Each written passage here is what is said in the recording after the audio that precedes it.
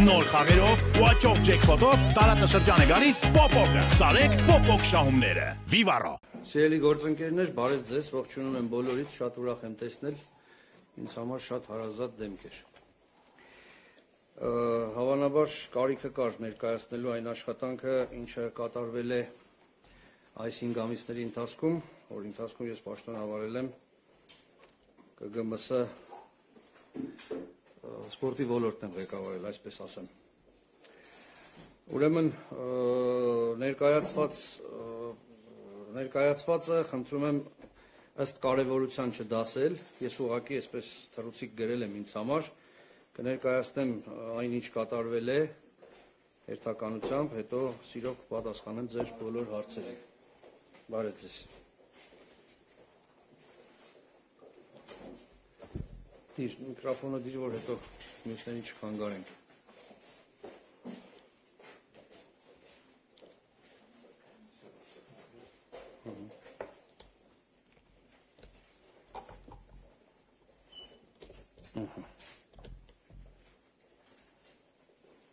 Լավ է։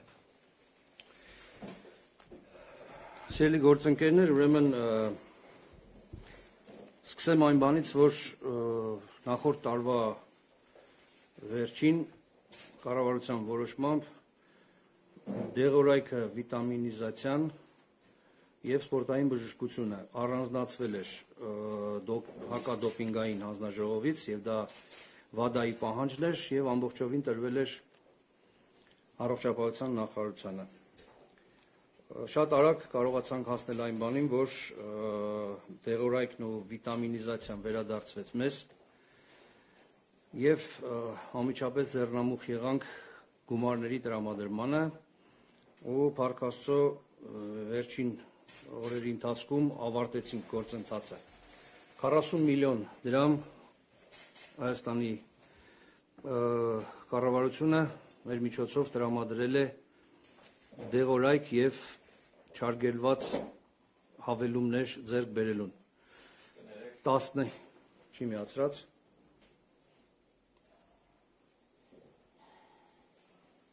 Նորմալ է, հա։ Ուրեմն 40 միլիոն հատկացրել ենք դեղորայքին ու չարգելված հավելումներին, 15 ֆեդերացիա դրանից գումար է ստացել, այդ 40 միլիոնից։ Իհարկե կան ֆեդերացիաներ, որ բավական պատկառելի գումար են ստացել, եւ դա հասկանալի է, այդ ֆեդերացիաները, այդ մարզաձևերի ներկայացուցիչները դրա կարիքը ունեն։ Երբևէ այսքան խոշոր գումար չի տրամադրվել ու այդպիսի օժանդակություն չի եղել։ Օրինակ բերեմ, ասեմ, որ ծանրամարտին տրամադրել ենք 15 միլիոն դրամ, ըմբշամարտի երկու ձևերին տրամադրել ենք 9 միլիոն դրամ ու ինչպես արդեն ասացի 15 ֆեդերացիա օժանդակություն է ստացել։ Ինչ վերաբերում է սպորտային բժշկությանը, գիտեք հավանաբար, որ մեր նախկին կենտրոնը ֆիզիկապես ու բարոյապես բացարձակ մաշված վիճակում էր ու Փառք Աստծո կարողացանք առողջապահության նախարարության հետ համատեղ ճիշտ համագործակցության շնորհիվ հասնել այն բանին, որ բառացիորեն մի քանի օր հետո ես ձեզ բոլորիդ կհրավիրեմ սպորտային բժշկության կենտրոնի բացմանը։ Դա կլինի ամենայն հավանականությամբ մայիսի 28-ին կամ 29-ին։ Կարճ ասած, մինչև ամսվա վերջ, 1-2 օրվա տարբերությամբ։ Ինչ է իրենից ներկայացնելու սպորտային բժշկության կենտրոնը։ Մեր հավաքականների, բոլոր հավաքականների, բոլոր ներկայացուցիչները այդ կենտրոնում անվճար ստանալու են կոնսուլտացիա եւ բուժում։ Այդ կենտրոնը համալրվել է ու համալրվում է դեռ ամենաժամանակակից տեխնիկայով։ Մասնավորապես 3 փորձարկել ենք MRT-ն, որը հատուկ այդ կենտրոնի համար է բերված եւ բացարձակ նոր է։ Արդեն մի քանի մարզիկներ անվճար հետազոտություն անցել են, մյուսները ըստ հերթականության եւ ըստ անհրաժեշտության հետազոտությունը կանցնեն։ Այդ կենտրոնում կլինի ֆիզիոթերապիա, այդ կենտրոնում զանազան բուժման այլ մեթոդներ կլինեն Իսկ եթե անհրաժեշտ կլինի միջամտություն վիրահատությունների տեսքով, ապա կենտրոնը հավաքականների ներկայացուցիչներին, բոլոր հավաքականների, պատանիներից մինչև մեծահասակներ, բոլոր հավաքականների ներկայացուցիչներին կտա ուղեգիր եւ այդ ուղեգրի համաձայն մարզիկները անվճար վիրահատություն կանցնեն մեր երկրի տարբեր բուժ հաստատություններում, բոլոր այն վայրերում, որտեղ դրա հնարավորությունը կա եւ բարձրակարգ միջամտություն կարող են անել։ Կենտրոնը կգործի Գրիգոր Լուսավորիչ, Սուրբ Գրիգոր Լուսավորիչ բժշկական կենտրոնի պոլիկլինիկայում, բայց խնդրել եմ, որ առանձնացնեն ապակիներով, ամբողջովին առանձին լինի, վրան գրված լինի սպորտային բժշկության կենտրոն, որպեսզի մեր մարզիկները, ովքեր ճիշտ դաստիարակված են եւ մեծերին, հղիներին, կանանց միշտ հերթը զիջում են, այստեղ անհրաժեշտություն չլինի դրան եւ իմանան, որ դա միայն իրենց համար է, գնան դուռը բացեն, մտնեն ու իրենց բոլոր խնդիրները ներկայացնեն այդ բուժ հաստատության ներկայացուցիչներին։ Նաեւ խնդրել եմ այդ կենտրոնի ղեկավարությանը բժշկական անձնակազմում ընդգրկել մեր այն բարձրակարգ սպորտային բժիշկներին, ովքեր եղել են նախկին կենտրոնում, աշխատել են այդ կենտրոնում, ունեն պատկառելի փորձ եւ դեռ շատ օգուտ տալու հնարավորություն կունենան մեր մարզաշխարհին։ Սա դեղորայք եւ սպորտային բժշկության մասով։ Բոլորս էլ գիտենք, որ այսօր Հայաստանում չափազանց ծանր վիճակում են գտնվում մարզադպրոցները։ Մենք արդեն մեկ պաշտոնական այց կատարել ենք Տավուշի մարզ, մեկ այց կատարել ենք Լոռու մարզ, եղել ենք բոլոր մարզադպրոցներում անկախ պատկանելությունից եւ մեր նախարարության ենթակայության եւ համայնքների ենթակայության եւ մարզպետարանների ենթակայության տակ գտնվող բոլոր մարզադպրոցներում մասամբ եղել ենք նաեւ Շիրակի մարզում եւ բոլոր դարդ ու ցավերը գրել ենք, զրուցել ենք տնօրենների, մարզիչների, մարզիկների հետ ու պատկերացնում ենք,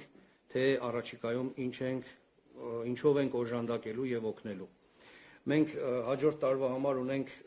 բավական մեծ գույքային ծրագիր, 500 միլիոն դրամ արժողությամբ գույքային ծրագիր ենք իրականացնելու, բայց հասկանում ենք, որ մարզադպրոցները չեն կարող այդքան համբերել, շատերի համար ամեն օր կարևոր է մի գույք ավելի ունենալ, ծանրաձողեր չկան, գորգերն են մաշված, ռինգերի վիճակը լավ չէ, տատամիներն են ծակված, քրքրված, սպորտային մարմնամարզության գույքն է անպիտան, ստադիոններն են վատ, կարճ ասած վիճակը իսկապես շատ ծանր է եւ փառք մենք հիմա հայթայթել ենք մի բավական լավ խմբականակ մարզագույքի 10 օրվա ընթացքում մարզագույքը կտեղափոխենք այն մարզադպրոցներ, նորից եմ ասում անկախ պատկանելիությունից, կտրամադրենք այդ մարզադպրոցներին, իրենք կսկսեն ավելի նպաստավոր պայմաններում աշխատել, իսկ արդեն 2022 թվականին մենք այդ 500 միլիոնի գույքը ձեռք կբերենք ու նորից ըստ կարևորության եւ ըստ պահանջի կբաժանենք բոլոր մարզադպրոցներին։ Ինչու եմ անընդհատ շեշտում մեր եւ ոչ մեր ենթակայության տակ եղած մարզադպրոցներ, ինչպես գիտեք, սիրելի գործընկերներ, այսօր օրենսդրորեն ստացվել է այնպես, որ ՊՕԱԿ-ները, պետական ոչ առևտրային կազմակերպությունները, այսինքն մեր նախարարության ենթակայության տակ գտնվող մարզադպրոցները շատ ավելի շահեկան վիճակում են, քան ՀՕԱԿ-ները, համայնքների մարզադպրոցները։ Մասնավորապես մեր մարզիչները ավելի են գումար ստանում, քան համայնքային մարզադպրոցների մարզիչները։ Այստեղից էլ երբեմն ՀՕԱԿ-ները դիմում են մեզ պահանջով, որ կան մեր համակարգ, բայց որովհետև մենք ապակենտրոն քաղաքականության կողմնակից ենք եւ ձգտում ենք ամեն ինչ անել, որ համայնքները շատ լավ ինքնուրույն զարգանան, դրա համար պիտի ընտրենք այլ ընտրանքային ճանապարհ գտնենք, որպեսզի կարողանանք այդ դպրոցներին հնարավորություն տալ ինքնուրույն նույնպես շատ լավ գոյատևել ու ոչ միայն գոյատևել, այլ զարգանալ։ Դրա համար մենք կառավարության որոշման նախագիծ ենք շրջանառել արդեն իսկ համահավասարեցման կոչ ենք արել, որպեսզի բոլոր մարզադպրոցների բոլոր մարզիչները ստանան հավասար աշխատավարձ։ Մեր մարզիչների հանդեպ մի այսպիսի վերաբերմունք կար, նրանք սոցփաթեթներում ընդգրկված չէին։ Կարող եմ ուրախությամբ նշել, որ արդեն շրջանառել ենք միջնաժամկետ ծրագրով հաստատվել է, որ 2022 թվականին մարզիչները կընդգրկվեն սոցփաթեթում եւ կօգտվեն դրա ամբողջ լրակազմից, ամբողջովին այո, նրանց սոցփաթեթ կտրամադրվի։ Այո, պոակների մասին է խոսքը, պոակների մասին է խոսքը, այո։ Վերջերս մի շատ լավ որոշում ունեցանք կառավարության, թոշակները, մարզիկների անվանական թոշակները այլևս չեն հարկվի։ 2021 թվականի սկզբից կառավարության որոշմամբ դրանք ենթակա էին հարկման։ Խոսքը մարզական արդյունքների համար տրամադրվող թոշակի մասին է։ Բոլոր տարիքային խմբերի Եվրոպայի աշխարհի առաջնությունների եւ օլիմպիական խաղերի մրցանակակիրներն ու հաղթողները, նրանց անձնական մարզիչները, հավաքականների գլխավոր մարզիչները եւ երկրորդ մարզիչները, ինչպես նաեւ բժիշկներն ու մերսողները օգտվում են այս ծրագրից եւ ստանում էին թոշակ։ Այդ թոշակը հարկվում էր։ Բնական է, որ այնքան էլ լավ չէր ընդունվել մարզաշխարհի կողմից, կառավարությունն ընդառաջել է մեզ եւ ոչ միայն այլևս չի հարկվելու, այլ նաեւ հիմա փորձում ենք անել հնարավորը, որպեսզի հետհաշվարկ կատարվի եւ փոխհատուցվի այն գումարը, որը հարկվել է։ Սա մարզիկների համար։ Շատ կարեւոր եմ համարում վերջերս կառավարության կողմից ընդունված այն որոշումը, որ այսուհետ ոչ թե օրենքի ուժով, այլ նախագահի կողմից քաղաքացիություն ստացած, շնորհված քաղաքացիություն ձեռք բերած յուրաքանչյուր մարզիկ անմիջապես կազատվի զինվորական ծառայությունից։ Այո, այլևս զինապարտ չի լինի։ Ինչով եմ այն կարևորում, հավանաբար բոլորդ էլ գիտեք, որ այսօր բազմաթիվ հայեր Սփյուռքում բավական լուրջ արդյունքներ ունեն սպորտային, բայց բանակի խնդրով հրաժարվում էին գալ եւ համալրել Հայաստանի հավաքականները։ Մարդիկ, ովքեր չեն ծնվել Հայաստանում, չեն ապրել Հայաստանում, տարբեր երկրներում են ծնվել, մեծացել ու նույնիսկ ծնողները Հայաստանի քաղաքացի չեն եղել։ Այս դեպքում օրենքի ուժով նրանք չեն ստանում քաղաքացիություն, այլ նրանց շնորհվում է նախագահի կողմից քաղաքացիությունը եւ նրանք կդառնան մեր հավաքականների անդամներ։ Վստահ եմ, որ դա շատ կուժեղացնի մեր սպորտը եւ մեր հավաքականներին։ Մասնավորապես այս օրենքը արդեն շատ մեծ խանդավառությամբ ընդունել են բասկետբոլի ֆեդերացիայում եւ ասում են, որ շուտով այնպիսի հավաքական կունենանք, որն իզորու կլինի շատ լուրջ խաղ ցուցադրել շատ բարձրակարգ թիմերի հետ։ Եվ որովհետեւ բասկետբոլից խոսեցի, միանգամից ասեմ, որ շատ մեծ է հավանականությունը, որ մենք շուտով ամռանը կընդունենք մինչև 20 տարեկանների Եվրոպայի առաջնության խմբային փուլ։ Դա նշանակում է, դա B խմբի մասին է, մինչև 20 տարեկանների կանանց B խմբի մասին է։ Դա նշանակում է, որ Հայաստան կգան Հունգարիայի, Լեհաստանի, Իսրայելի, Ուկրաինայի պես երկրների հավաքականներ, դա շատ ուժեղ մրցում է լինելու եւ հուսամ այն կնպաստի հետագայում Հայաստանում սպորտի զարգացմանը։ Արդեն շրջանառել ենք սպորտային վաշտ ունենալու վերաբացելու ծրագիրը։ Չգիտեմ ինչ էին մտածում մարդիկ, ովքեր փակեցին ժամանակին սպորտային վաշտը, բայց այն լայն հնարավորություն էր տալիս չկորչել այն մարզիկներին, այն պատանիներին ու երիտասարդներին, ովքեր չէին կարողացել օրենքով սահմանված կարգով Եվրոպայի աշխարհի պատանեկան կամ երիտասարդական առաջնություններում տեղեր գրավել ու ազատվել բանակից, բայց մասնագետների խորը համոզմամբ նրանք կարող են հասնել մեծ արդյունքների, այդպես շատ լինում է։ Եվ մասնավորապես 2020 թվականը ցույց տվեց, որ սպորտային վաշտի արկայությունը պարզապես պարտադիր է, որովհետև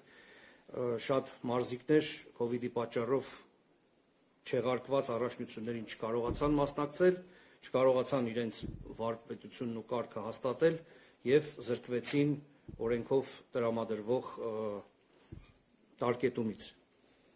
Եվ այդ մարզիկները այսօր կանգնած են, չգիտեմ, այսպեսի մի անջրպետի առջև, բոլորս էլ հասկանում ենք, թե ինչ է նշանակում 18 տարեկանում գնալ 2 տարի ծառայել, գնացողների միայն 10%-ն է հետո կարողանում վերադառնալ եւ համալրել մեր հավաքականները, հետագայում էլ հասնել լուրջ արդյունքների։ Շրջանառել ենք եւ հիմա քննարկումների փուլում է բարձրագույն վարպետության դպրոցի վերաբացումը։ Ինչ կտա բարձրագույն վարպետության դպրոցը, այն հնարավորություն կտա մեր արդեն երիտասարդական տարիքից դուրս եկած մարզիկներին որևէ տեղ օրինական գրանցում ունենալ, նրանց մարզիչներին օրինական աշխատավարձ կկարողանանք տալ եւ որևէ անօրինական ճանապարհի չենք գնա, դա իսկապես անապազորյա խնդիր է, այստեղ իհարկե քննարկման փուլում է եւ ուզում ենք հասկանալ արդյոք այդ բարձրագույն վարպետության դպրոցը պիտի լինի այնպիսին, ինչպիսին եղել է խորհրդային եւ հետխորհրդային տարիներին, թե մենք նոր մոդել պիտի մշակենք այնուամենայնիվ, որպեսզի հնի թերությունները չվերցնենք, բայց առավելությունները վերցնելով դրա վրա կառուցենք իսկապես մեզ պիտանի ու հայկական սպորտին անհրաժեշտ բարձրագույն վարպետության դպրոց։ Ասացի մրցաշարերի մասին, իմ խորին համոզմամբ Հայաստանը պիտի բարբերաբար դառնա շատ լուրջ մարզական իրադարձությունների հավաքատեղի։ Մենք դուրս ենք մնացել աշխարհի սպորտային քարտեզից եւ դա այն պարզ պատճառով, բացառությամբ մի քանի մարզաձևի իհարկե, մյուս մարզաձևերում Հայաստանի տեղը չգիտեն։ Բայց երբ մենք Հայաստանում կանցկացնենք բարձրակարգ մրցումներ, կգան, կիմանան, կճանաչեն Հայաստանը, դա իր հետ կբերի նաեւ տուրիզմի աճ եւ իհարկե նաեւ մարզաձևի ավելի մասսայականացում ու հետագա հաջողությունների ձեռքբերում։ Հենց այսօր մենք WBFCF Bodybuilding-ի եւ սպորտի միջազգային սպորտային ֆեդերացիա, այսպիսի մի կազմակերպություն կա, այսօր պայմանավորվածություն նախնական ձեռք ենք բերել Հայաստանում պրո մրցաշար անցկացնելու ուղղությամբ։ Ինչ է դա նշանակում, բոլոր այն բոդիբիլդերներն ու բիկինի բիլդերները, այսպես է կոչվում իրենց լեզվով, ովքեր կկարողանան այս մրցաշարում նվաճել խաղարկվող 6 պրո վարկանիշներից մեկը, քարտերից մեկը, հետագայում հնարավորություն կստանան մասնակցել Միսթր կամ Միսիս Օլիմպիա շատ հայտնի, հանճարեղ, չգիտեմ, այսպես շատ լուսաբանված ու շատ պահանջված մրցմանը, որի աստղերից Արնոլդ Շվարցնեգերն է եղել եւ ելի շատ հանրաճանաչ մարդիկ։ Սպասվում է շատ մեծ մրցում, 500-ից 600 մասնակից, 40-45, գուցե 50 երկիր։ Դա 4-5 ամսվա ընթացքում, ոչ ուշ։ Պետք էր, որ մենք համաձայնեինք համագործակցել, մենք տվել ենք մեր համաձայնությունը, ֆինանսական որևէ պարտականություն մեզ վրա չկա, մենք ուղղակի կազմակերպելու ենք, նպաստելու ենք կազմակերպանը, հավանաբար մարզամերգային հավանիրում կանցկացնենք, որպեսզի շատ ներկայացուցչական լինի, միայն այն փաստը, որ 40-45 երկիր կգա, միայն 500 մարզիկ, դա նշանակում է ավելի քան 1000 հյուր։ Հասկանալի է, թե դա ինչ կնշանակի Հայաստանի համար։ 6, այո, 3-ական տղամարդկանց եւ կանանց ուղեգիր է խաղարկվելու։ Եվ այդ ուղեգրեր ստացողները իրավունք կնվաճեն մասնակցելու Միսթր Միսիս Օլիմպիա մրցույթին։ Մեր այս 5 ամիսների ընթացքում, սիրելի գործընկերներ, մենք շատ ենք կարևորել նաև մեր միջազգային կապերը եւ այս ուղղությամբ նույնպես բավական լուրջ աշխատանք է տարվել։ Մոսկվայում կայացել է իմ պաշտոնական հանդիպումը Ռուսաստանի սպորտի նախարարի տեղակալ Քսենիա Մաշկովայի հետ, որի ժամանակ մենք ձեռք ենք բերել պայմանավորվածություն համագործակցել 6 ուղղություններով։ Փոխադարձ այցի հրավեր եմ ուղարկել եւ հավանաբար հունիսի սկիզբ Տիկին Մաշկովան կլինի Երևանում պաշտոնական այցով եւ մենք կկնքենք այդ 6 ուղղություններով համաձայնագիր, ինչ են ենթադրում այդ ուղղությունները, հակադոպինգային համագործակցություն է լինելու, համատեղ ուսումնամարզական հավաքների, այն մարզաձևերի, որտեղ մենք հետաքրքրություն ունենք եւ մենք ուժեղ ենք, մարզչական, մրցավարական, տեխնիկական հանձնաժողովների ներկայացուցիչների սեմինարներ են անցկացվելու եւ Հայաստանում իրենք մասնագետներ կուղարկեն եւ մեր մասնագետներին ուղարկելու ենք Ռուսաստան այնտեղ որակավորման բարձրացման։ Ասեմ արդեն, որ արդեն զգում ենք լուրջ վերաբերմունքը մեր գործընկերների կողմից, ընդամենը 3-4 օր առաջ Հայաստանի ծանրամարտի ֆեդերացիան պաշտոնական գրություն է ստացել Ռուսաստանի ծանրամարտի ֆեդերացիայից, պարոն Մաքսիմ Ագապիտովն է կապվել, ֆեդերացիայի նախագահը եւ Եվրոպական ֆեդերացիայի առաջին փոխնախագահը եւ խնդրել է ուղարկել Ծաղկաձորի օլիմպիական մարզաբազայի պայմանները, որպեսզի իրենք հասկանան, թե երբ կարող են արդեն այստեղ անցկացնել մարզումներ։ Ու որովհետև Հայաստանի ծանրամարտի ֆեդերացիան էլ վերջերս կայացած հանդիպման ժամանակ Հայաստանի վարչապետի պաշտոնակատարը նրանց խոստացել է ծանրաձողերի հավաքածուներ, մենք ունենանք նաև բարձրակարգ գույք, Ծաղկաձորի օլիմպիական մարզաբազայի ղեկավարները նույնպես խոստացել են թարմացնել իրենց գույքը, ավելի բարելավել պայմանները եւ վստահ եմ, որ միայն ծանրամարտը չէ, շուտով շատ այլ մարզաձևեր նույնպես ցանկություն կհայտնեն գալ եւ Հայաստանում մասնակցել ուսումնամարզական հավաքների։ Միջազգային հանդիպումներից ուզում եմ առանձնացնել նաև հանդիպումս հենց ծանրամարտի Եվրոպական ֆեդերացիայի առաջին փոխնախագահ Մաքսիմ Ագապիտովի հետ Մոսկվայում, այնտեղ նույնպես մենք զրուցեցինք ու ձեռք բերեցինք որոշակի պայմանավորվածություններ համագործակցության, որոնց մասին ես փոքր ուշ ավելի մանրամասն կտեղեկացնեմ։ Այս ամսվա սկզբին պաշտոնական այցով Սոֆիայում էի, որտեղ հանդիպել եմ Հուշամարտի համաշխարհային միության նախագահ Նենատ Լալովիչի հետ, ով նաև միջազգային օլիմպիական կոմիտեի բյուրոյի անդամ է։ Շատ կառուցողական հանդիպում եմ ունեցել, նորից սեմինարներ, զանազան կառույցների մարզիչներ, մրցավարներ, տեխնիկական աշխատողներ, նորից մասնագետների այց Հայաստան, նորից ուսումնամարզական հավաքների հնարավորություն տարբեր երկրներում եւ որ շատ կարեւոր եմ համարում, կարողացել ենք հետագայում նաեւ հանդիպել Միխայիլ Մամիաշվիլիի հետ, ով փոխնախագահն է համաշխարհային Հուշամարտի համաշխարհային միության եւ Անտոնիո Սիլվեստրի հետ, ով մրցավարական հանձնաժողովի նախագահն է, մենք նախնական համաձայնություն ունենք, որ օլիմպիական խաղերի սպասարկող 35 մրցավարների կազմում կլինի նաև Հայաստանը ներկայացնող Ավետիք Վարդանյանը։ Սա նախնական է, առայժմ այդ ցուցակը չի հրապարակված, բայց մենք խնդրել ենք անպայման ընդգրկել մեր մրցավարին, որպեսզի մենք ներկայացուցիչ ունենանք։ Ուրախությամբ պիտի նշեմ, որ մենք օլիմպիական խաղերին եւս մեկ մրցավար կունենանք, սա էլ է նախնական, բայց շատ հավանական ծանրամարտի մրցումները կսպասարկի Փաշիկ Ալավերդյանը։ եւ դա միջազգային ֆեդերացիայի խնդրանքն է։ Խնդրում եմ քմծի ծաղով չընդունել։ Փաշիկ Ալավերդյանը շատ լուրջ մասնագետ է եւ իրեն խնդրել են ուղակի, որ ինքը մրցավարական կազմում լինի։ Ինքը քննարկել ենք, ինքը գնացել է դրական պատասխան տալու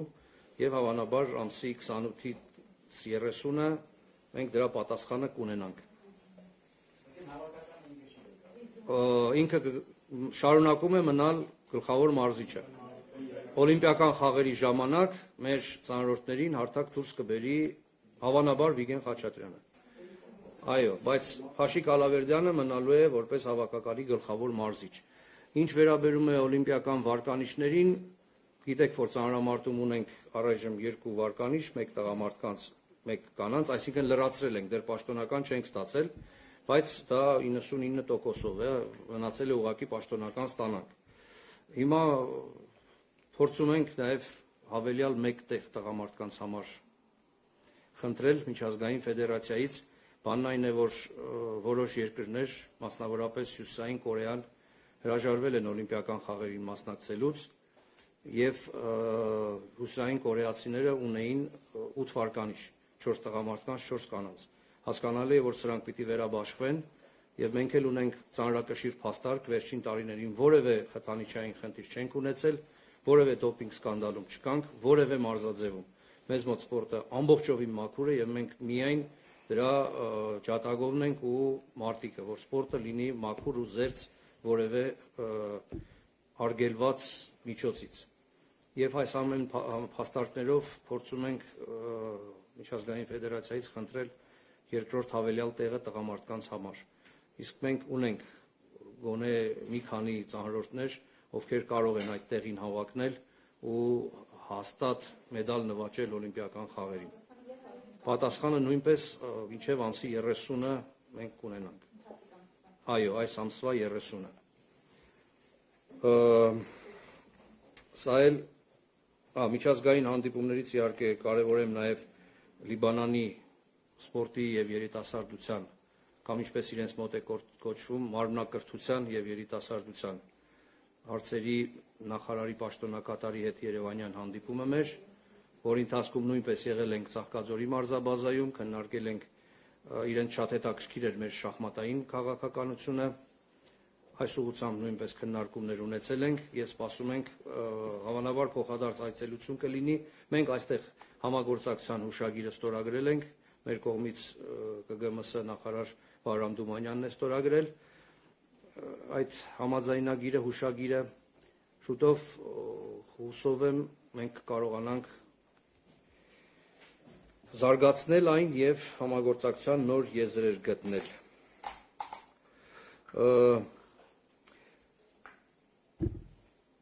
Իհարկե կարծում եմ տեղյակ եք նաեւ, որ սեպտեմբերին սպասվում է նաեւ մեծ մրցաշար աշխարհի գավաթի խաղարկության փուլ դիասպորտում։ Այս ուղղությամբ նույնպես հիմա աշխատանքներ ենք տանում։ Դիասպորտի ֆեդերացիան բանակցում է համաշխարհային ֆեդերացիայի հետ այդ մրցման կազմակերպման իրավունքը ստանալու համար, ասեմ, որ շատ լավ հնարավորություններ կան, գրեթե խնդիր չկա եւ միջազգային ֆեդերացիան կտրամադրի։ Մենք էլ մեր կողմից փորձում ենք հասկանալ, թե ինչ գումարների մասին է խոսքը, պետական աջակցությունը կլինի, գույք է պետք ձեռք բերել, գիտեք, դիասպորտը թանկ աճույք է, ձիերին պիտի տեղափոխել մարզիկներից զատ։ Կարճ ասած, հուսանք, որ այդ խնդիրները կլուծվեն եւ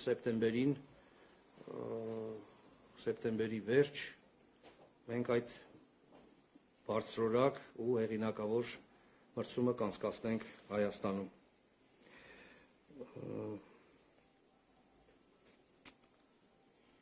Շատ սեղմ ներկայացրեցի, սիրելի գործընկերներ, այն ամենը, ինչ կարծում եմ, որ ձեզ հետաքրքրում էր։ Եթե ինչ-որ բան բաց թողեցի, արդեն հարցերի ժամանակ կփորձեմ դրանց անդրադառնալ, կարող եք հարցեր տալ։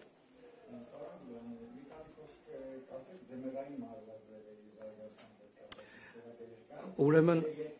այո։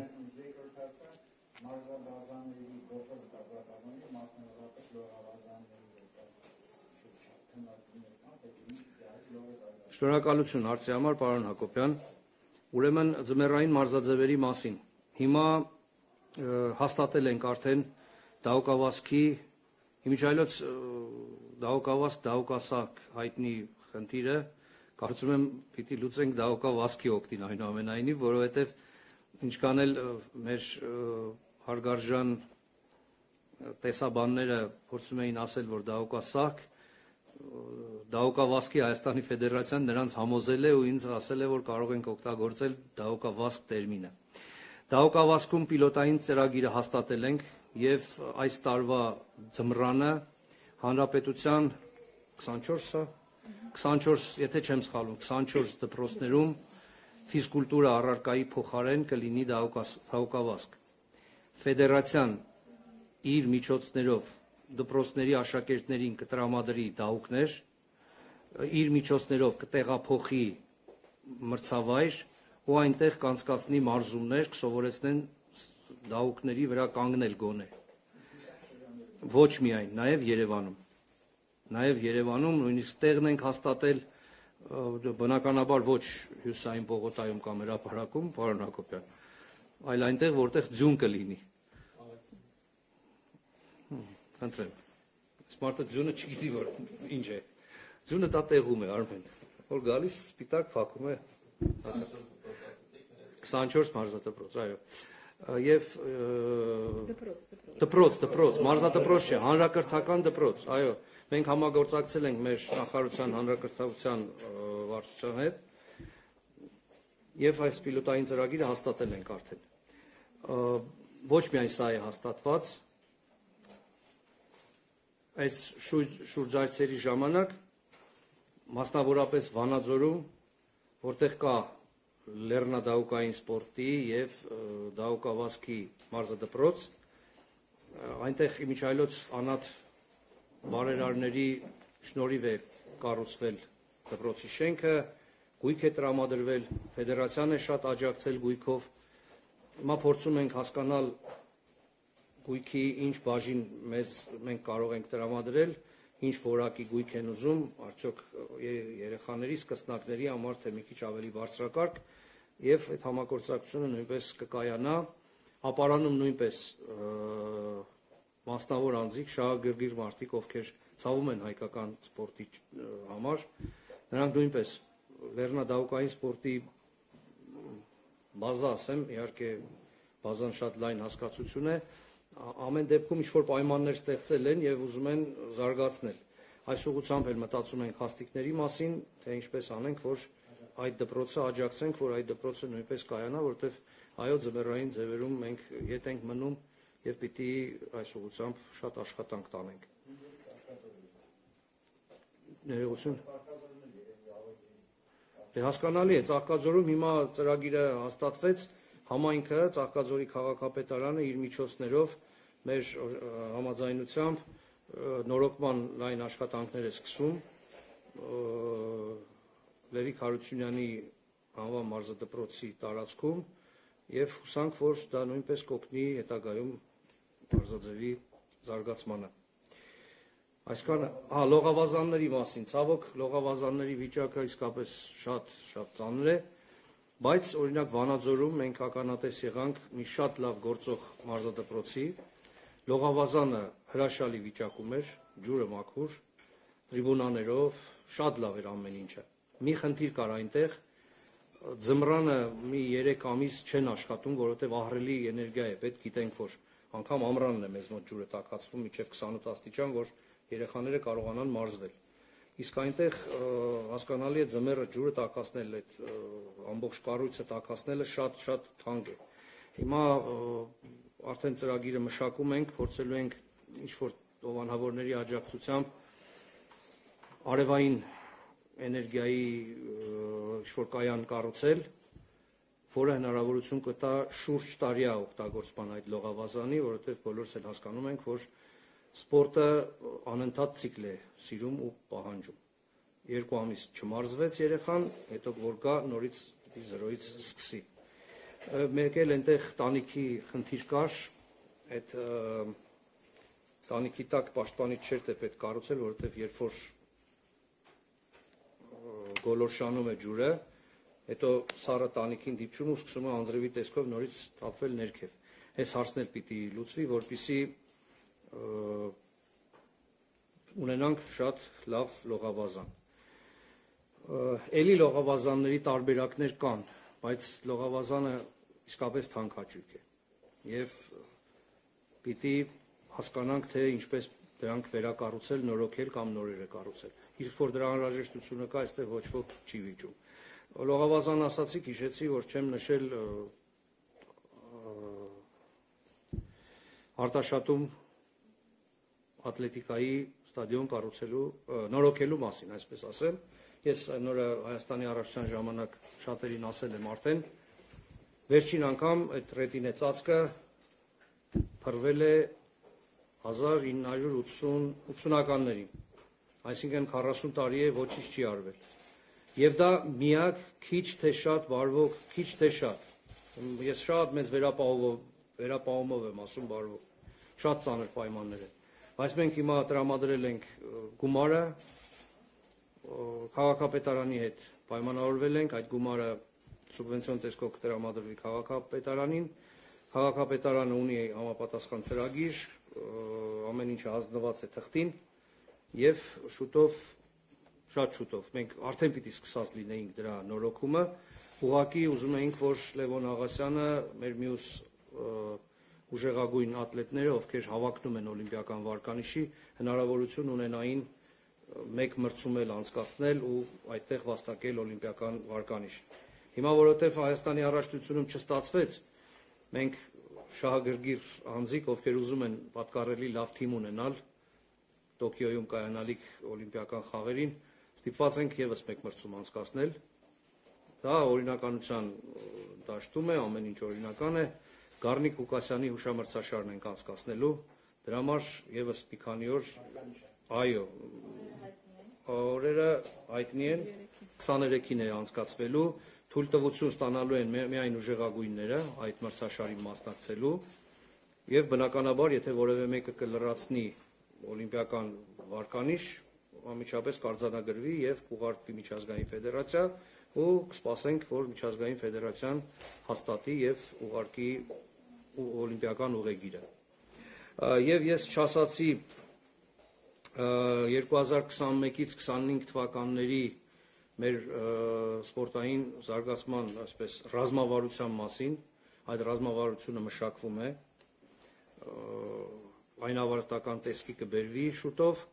եւ հենց այդ ռազմավարության մեջ լողավազանները նույնպես մտնում են, պարոն Հակոբյան,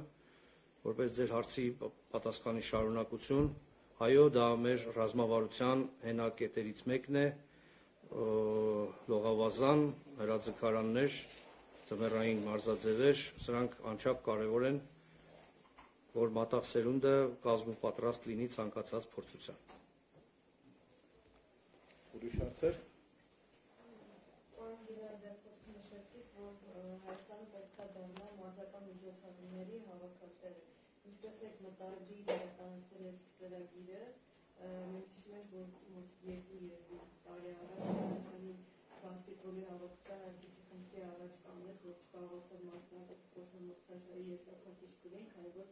չկար համապատասխան մարզաբաններ։ Շնորհակալություն հարցի համար։ Խնդիրը միայն մարզադահլիճը չէր, նաև ֆինանսական որոշակի խնդիրներ կային։ Ինչպես ենք որոշել։ Նախ մարզամերգային համալիրի տնօրեն Կարեն Ղազարյանի հետ հանդիպել ենք, շրջել ենք ամբողջ համալիրով։ Այնտեղ պետք է լուծել հատակի խնդիր, նախ եւ առաջ, եւ այդ հատակի խնդիրն էլ փորձում ենք Հայաստանի ֆուտբոլի ֆեդերացիայի հետ լուծել UEFA-ի կամ FIFA-ի աջակցությամբ։ Մեզ պետք է մեկ հատ լիցենզավորված լավ հատակ, ֆուտզալի չափերով, 20-40 մոտավորապես, որի վրա կնշագծվեն նաև վոլեյբոլը, բասկետբոլը, հանդբոլը։ Հանդբոլը իհարկե դժվար է, հանդբոլի հատակը մի քիչ ուրիշ որակ է, բայց վոլեյբոլն ու բասկետբոլը հաստատ այդ հատակի վրա, ֆուտզալի հատակի վրա ամեն ինչ նորմալ է եւ թույլատրելի է։ Եթե այդ հարցը լուծենք ցուցատախտակի հարցը լեդերով եւ լուծենք որոշակի խնդիրներ հանդերձարանների հետ, գույքի հետ կապված, շատ մեծ ներդրում պետք չէ, որ համալիրը կարողանա ընդունել շատ բարձրակարգ մրցումներ։ Մենք հասկանում ենք, որ պետք է նաև մենք առանձին սպորտային համալիր ունենանք, բայց որովհետև այսօր Արթուր Ալեքսանյանի մարզադպրոցի շինարարությունն է սկսվելու։ Իդեպ մի 10 օրից արդեն հիմքի այդ փոսը կփորվի, աշխատանքները կսկսվեն։ Հասկանում ենք, որ Սիմոն Մարտիրոսյանի անվան մարզադպրոցի կառուցման առաջիկա ծրագրեր կան։ Հասկանում ենք, որ ելի շատ ավելի կարևոր հարցեր կան լուծելու, այս փուլում պիտի փորձենք շահագործել համալիրը։ Մարզամերգային համալիրը հրաշալի է իր ենթակառույցներով։ Մենք այնտեղ կարող ենք 3000-ից մինչև 7000 հանդիսականի համար նախատեսված տրիբունա ստանալ։ Պիտի փորձենք օգտագործել այս հնարավորությունը, առավել ևս որ համալիրի տնօրինությունը միայն կողմ է այնպիսի պայմաններ է առաջարկել ինձ պարոն Ղազարյանը, որ ուղղակի շշմեցուցիչ է։ Հասկանում ենք, որ համալիրի շահագործումը շատ թանկ է, բայց ինքը ասում է՝ մի կանգնեք գումարի առջև։ Պետք է վճարեք այնքան, ինչքան կարող եք վարձակալելու համար։ Վճարեք այնքան, ինչքան փոքր դահլիճների համար եք վճարում։ Խնդիր չկա։ Եկեք սկսենք, մասսայականացնենք, հետո կմտածենք այդ առաջնությունները ապրանքային տեսքի բերելու եւ գովազդով այդ ամեն ինչը գումարները ետ ստանալու մասին։ Շատ ճիշտ մոտեցում է, շատ կառուցողական մոտեցում է եւ ես վստահ եմ, որ մենք կարողանանք դրան լավ տեսք տալ։ Գիտեք, ժամկետները հետեւյալն են։ Հիմա մենք արդեն խոսացինք, քիչ առաջ ես ձեզ ասացի WBFCF կազմակերպության այդ մրցաշարի մասին։ Դրանով կսկսենք հավանաբար։ Պարոն Լալովիչի հետ հանդիպման ժամանակ դա էլ ենք քննարկել։ Գիտեք, հեշտ չէ առաջնության անցկացման իրավունք ձեռք բերելը։ Միլիոնավոր դոլարների մասին է, որ քեզ իրավունք տան, դու անցկացնես դա։ $2 միլիոն է պետք, որ Հայաստանին տան աշխարհի առաջնություն անցկացնելու իրավունք։ Դա միայն մուծում ես միջազգային ֆեդերացիային։ Եվս ինչքան է պետք, որ այդ առաջնությունը պատշաճ կերպով կազմակերպես։ Բայց պատանեկան ու երիտասարդական առաջնություններ կարող ենք բերել։ Այնպես որ եթե հիմա մենք աշխատում ենք այդ ուղղությամբ, եթե կարողանանք հայտ ներկայացնել, մյուս տարի հայտ ներկայացնել, հուսամ 23 թվականին արդեն կամ 23-24 թվականին արդեն որևէ լավ մրցում հուշամարտի կունենանք։ Նույնը ծանրամարտը։ Մոսկվայում խոսում էի Կախակախիաշվիլիի հետ, օլիմպիական եռակի չեմպիոն, Վրաստանի ծանրամարտի ֆեդերացիայի նախագահն է, ուրեմն իրենք արդեն 2 անգամ Եվրոպայի առաջնություն են անցկացրել Թբիլիսիում 14 թվականին եւ Բաթումիում 19 թվականին։ Ծանրամարտ միայն 2 անգամ։ Ու հնարավոր է, որ այս տարվա աշխարհի առաջնությունը, որ նախատեսված է Լիմայում, Պերույում, ելի անցկացվի Բաթումիում։ Ասեց դե այնտեղ ինքը շատ հեղինակավոր մարդ է, ասեց գնամ Վրաստան նախարարի հետ խոսեմ, եթե $3 միլիոն կտան, միջազգային ֆեդերացիային փոխանցեմ եւ առաջնություն անցկացնեմ Բաթումիում։ Այսինքն, եթե մենք կարողանանք այդպիսի գումարներ արդեն ունենալ, մենք կմտածենք նաեւ լուրջ մրցումներ անցկացնելու մասին։ Բայց դա հասկանալի է, գործընթաց է պահանջում, չես կարող այսօր տանել, անգամ մի քանի անգամ ավելի գումարով չես կարողանա անմիջապես այս տարվա կամ մյուս տարվա մրցման անցկացման իրավունք ձեռք բերել, որովհետև մի քանի տարի բաշխում են։ Բայց 3 տարի, 4 տարի հետո շատ իրատեսական է եւ մենք այդ ուղղությամբ շատ աշխատելու ենք։ Այո։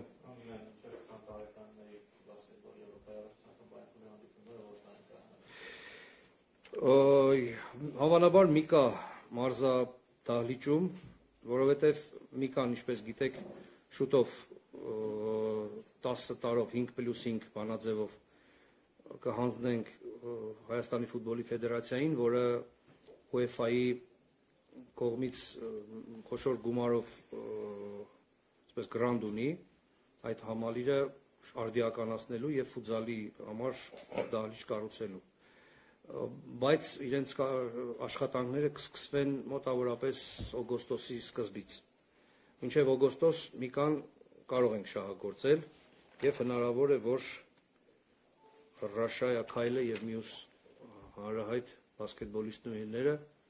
կարողանան համալրել մեր հավաքականը եւ մենք կունենանք շատ լավ հնգյակ ունենք նախ առաջին հնգյակ եւ հուսով եմ Վահագն Հարությունյանի գլխավորությամբ այդ հնգյակը առայժմ 20 տարեկանների, իսկ 2-3 տարի հետո նաեւ մեծահասակների առաջնություններում բարձր կպահի մեր երկրի պատիվը։ Ոչ Հայաստանում խաղացող բասկետբոլիստների մասնակցել։ Հայաստանից էլ կան հնգյակում աղջիկներ, բայց իհարկե կորիզը մեր հայրենակցուհիներն են Միացյալ Նահանգներից, հայուհիներ են եւ մենք իրավունք ունենք մենք արտասահմանցի նատուրալիզացված խաղացողի եւ այդ ուղղությամբ աշխատում ենք, որ բարձրակարգ մարզիկ բերենք, հավաքականը ուժեղացնենք։ Այլ հարցեր։ Հաշ մի բան կունենաս, ասա։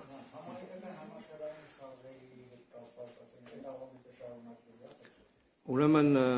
համահայկական խաղերը անցկացնում է համահայկական խաղերի համաշխարհային կոմիտեն։ Բայց ես անձամբ չափազանց կարևորում եմ այդ միջոցառումը որպես հայերին մեկտեղող շատ լավ իրադարձություն։ Եղել եմ ակունքներում հենց առաջին խաղերից կազմկոմիտեի, այսպես մասնակցել եմ այդ աշխատանքներին։ Այստեղ նստած է պարոն Յամերյանը, ով ծնունդ է տվել այդ գաղափարին, անմիջականորեն ամեն ինչ արել է, որ այդ խաղերը կայանան, հետագայում էլ Աշոտ Մելիք Շահնազարյանը ընդամենը կազմակերպել է։ Գաղափարը պատկանում է պարոն Յավերյանին։ Հիմա ես շատ ուզում եմ, որ դրանք շարունակվեն եւ որպես սպորտը համակարգող փոխնախարար իմ ուժերի ներածով ամեն ինչ անելու եմ, որ հանկարծ այդ գեղեցիկ իրադարձությունը չընդհատվի։ Իհարկե համաձայն եմ, որ որոշակի փոփոխություններ պետք են, որոշակի ճշգրտումներ պետք են, մի քիչ ավելի համակարգված է պետք ամեն ինչն անել, բայց որ պետք է անել, այստեղ աներկբա է եւ չի կարող ուղղակի ուրիշ կարծիք լինել։ Ուրիշ բան ունեք ավելացնել որպես։ Մեկ անգամ եւս շնորհակալություն եմ հայտնում ձեր հետաքրքրության համար, ներկայության համար։ Դա Աստված, որ մենք ունենանք սպորտային հաջողություններ, իսկ դրանց կարիք այսօր մեր ազգը շատ ունի։ Սպորտը այս իրավիճակից, հոգեբանական այս ծանր իրավիճակից դուրս գալու լավագույն միջոցն է, ամենակարճ, ամենահասու եւ ամենափորձով ապացուցված, որ ամենագործող միջոցն է։ Բոլորիս մեծ հաղթանակներ եմ մաղթում